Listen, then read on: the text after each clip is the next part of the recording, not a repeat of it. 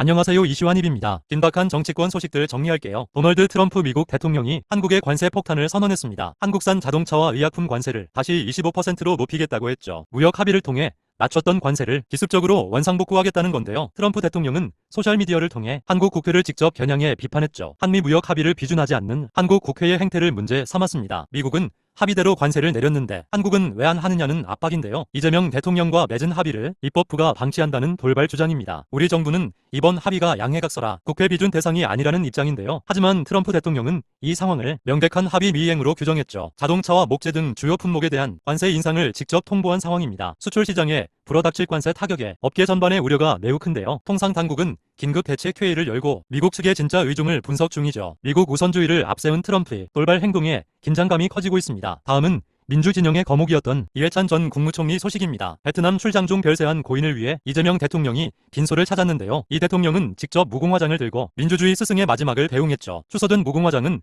국민훈장 중에서 가장 높은 1등급으로 최고의 예의인데요. 고인이 국가 발전에 기여한 공적을 드리기 위해 직접 훈장을 전달했습니다. 이 대통령은 분향 후 손수건으로 눈물을 훔치며 유가족을 위로했는데요. 부인 김혜경 여사도 함께 빈소를 찾아 슬픔에 잠긴 가족들을 끌어안았습니다. 김민석 총리와 정청래 대표 등도 상주를 자처하며 고인을 기렸는데요. 조국 대표 역시 상주 자리에 서서 민주진영의 큰 어른을 배웅했습니다. 기관장과 사회장으로 치러지는 이번 후 당내에는 수많은 조문객이 모였는데요. 민주진영의 대부로 불렸던 만큼 각계각층의 추모 물결이 이어졌습니다. 민주주의 가치를 지키기 위해 바친 고인의 일생을 기리는 자리였는데요. 정치권이 큰 어른이 떠난 빈소에는 여야 없이 두의 뜻을 전했습니다. 이어서 이재명 대통령이 주재한 국무회의 주요 소식 전해드릴게요. 이 대통령은 부동산 시장에 대해 매우 강력한 경고 메시지를 냈습니다. 부동산 시장의 비정상적 버티기에 결코 굴하지 않겠다고 선언했는데요. 특히 가주택자 양도세 중과 유예를 5월 9일에 종료하겠다고 했습니다. 양도세 중과를 예정대로 시행하여 부동산 거품을 반드시 잡겠다는 건데요. 부동산의 과도한 팽창은 필연적으로 경제 거품을 키우게 된다고 말했죠. 거품을 방치하면